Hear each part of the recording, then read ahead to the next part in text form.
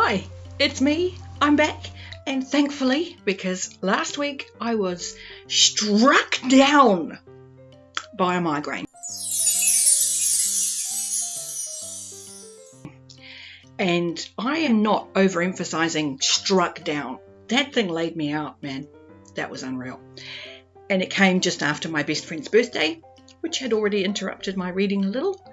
And it came after I interrupted my own reading because I'm a bit of a data geek, and my intended read in May of Fool's Assassin didn't start until very late. And then when I did go to read it, I thought there's only 2 days in May left and I'm not going to finish it before the end of the month. And my stats don't look very impressive if I do that, so I'll wait and I'll start something else. And then I'd made a stupid mistake. I read Changes. Why is this a mistake, I hear you say? Well, I can't hear you say because I'm in New Zealand and most of you aren't. But I imagine that you're going, why is reading Changes a mistake? It's awesome. I know.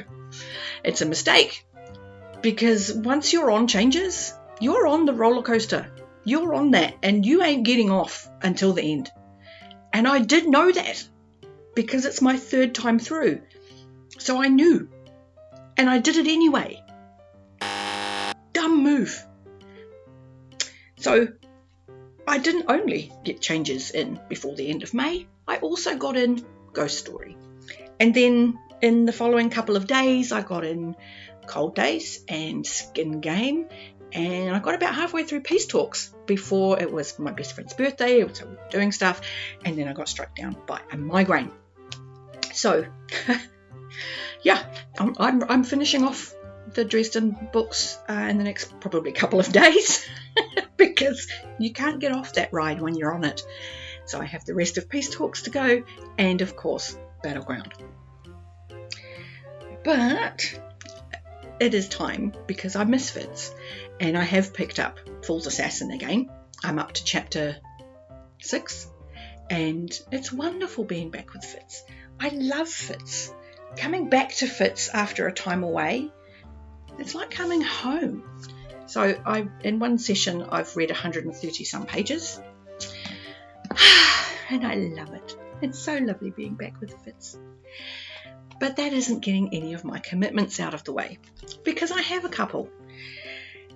It's June, and probably a year ago, I started making noises in Discord that I needed to reread Soldier's Son, Robin Hobb's other trilogy, because I read it when it was published, and it didn't go so well for me, because it was published after Tawny Man and before the Rainwild Chronicles. At the time, I wasn't aware that the intention was to not return to Fitz and to instead work on other material. So when Soldier's Son came out with the first book, Shaman's Crossing, I was like, yay, Hob! And then I read it, and it wasn't Fitz. I was not okay with that. And as a result, I did a thing that I've only recently learned about. I read against the text and didn't hugely enjoy the Soldier's Son trilogy. Since then, I have discovered BookTube, I have discovered reading against the text is a thing, and that I needed to give these books a second chance. A whole bunch of us said the same thing. So we had a big chinwag and went, okay, well, it works for all of us for mid-year. So June was penciled in a long time ago, and now it's June, and I still haven't started because of the reasons I just gave you. But it means I will start this afternoon. And I'm starting this along with a little handful of booktubers, which is good for you guys because we're probably going to want to talk about it. And off the top of my head, we have Scot, the bald booktuber, who is as big a Hob fan as me. We have Josh at Red Fury Reads, who I'm pretty sure is also a massive Hob fan like me, even if he has only read it one time. I can imagine the rereads are coming. Madison Goodyear, big huge Hob fan now, and Jake Bishop, also big fan. So between us, I'm certain there will be discussions. If you would like to see our thoughts as we go along, we will be mentioning things in the Grimoire Discord and in Mike's Book Reviews Discords. because we don't have Discords of our own. So, but they're public Discords and you can join them, and that's where we will be talking about them. And that will probably decide us as to whether we do talks for each individual book or if we leave it and do one big discussion about the entire trilogy. But that starts this month. So I've got to get off my bottom and read some of this. I'm a bit nervous. I'm not going to lie. Anyway, the other book that I have committed to reading this month is one I'm going to talk about more in a moment because it leads into my haul. But I don't want to forget my ebook haul, so I'll do that bit first. And I've been incredibly lucky in the last couple of months. I've won some stuff, and I won 3 ebooks from a booktube couple, a power couple if you like, Patricia and Andrew Meredith. Patricia Meredith is a writer of historic mysteries, and I'm looking forward to reading her ebook, which is called The Butcher, the Baker and Candlestick Taker.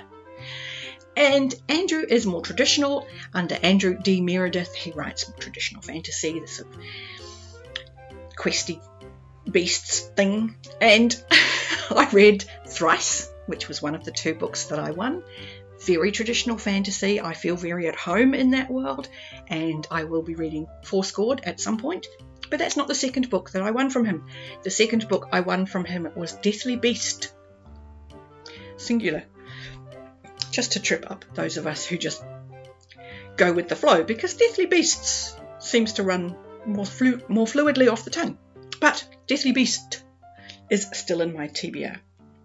The final ebook that I have picked up is Phased by Victoria Tekken, better known to booktubers as our very lovely Tori. Tori Talks, and I'm looking forward to that. And I bought it because I actually thought I already had it.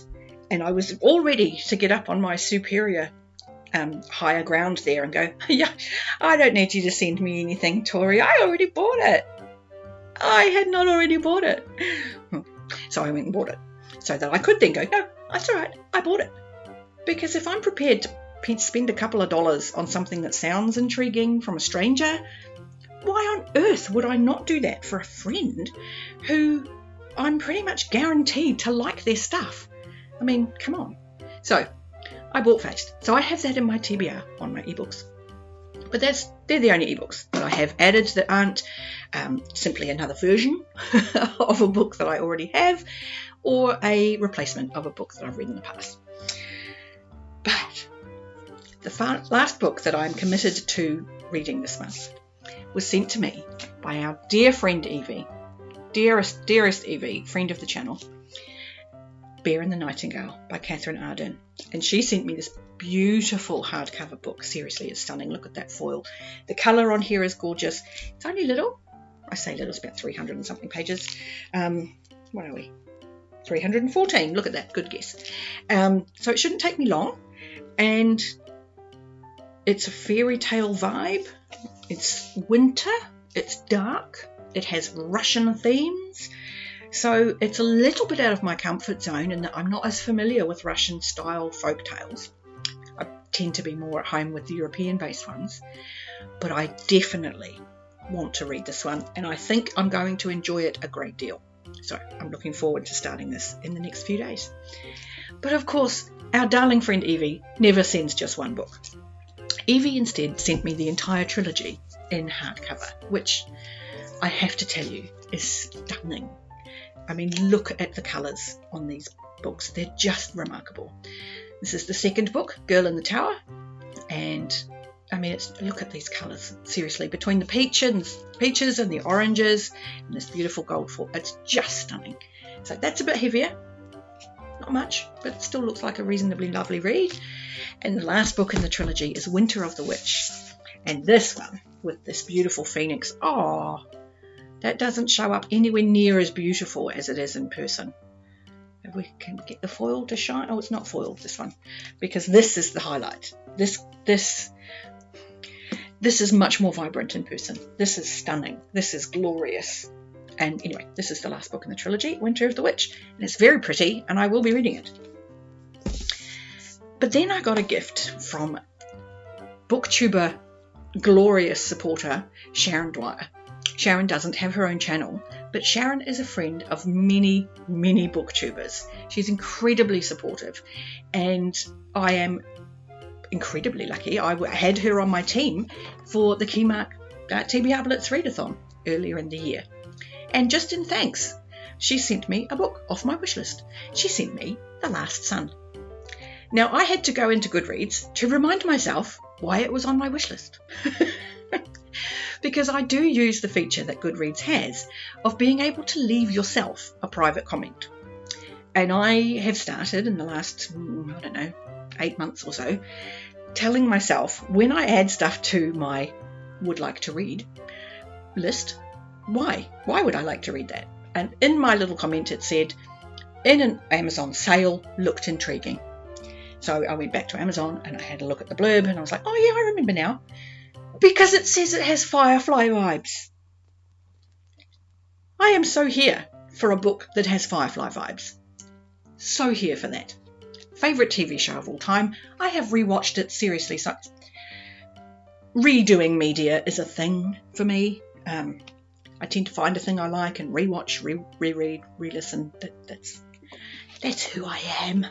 And Firefly vibes. I shall be reading this soon. Thank you very much, Sharon. It was a gloriously unexpected present. Thank you. And then I won another competition, and I won this one through the Keymark Discord, because it's a wonderful Discord. If you aren't part of it, I highly recommend you join. It's a lovely small community and there are lots of connections to be made, and they have a fabulous channel simply for book giveaways. And I entered because one of the channel members is also an author, and so I got a copy of the Voidwalker collection by Derek Bailey. Now, I haven't read anything yet in this, but it looks really good, and it's beautiful, and it's purple. You've got to love that. More books should be purple. I know that Derek wrote these as little short stories, fully intending them to then be made into one novel. So I'm looking forward to a book that's literally been designed in bite-sized chunks. That sounds ideal.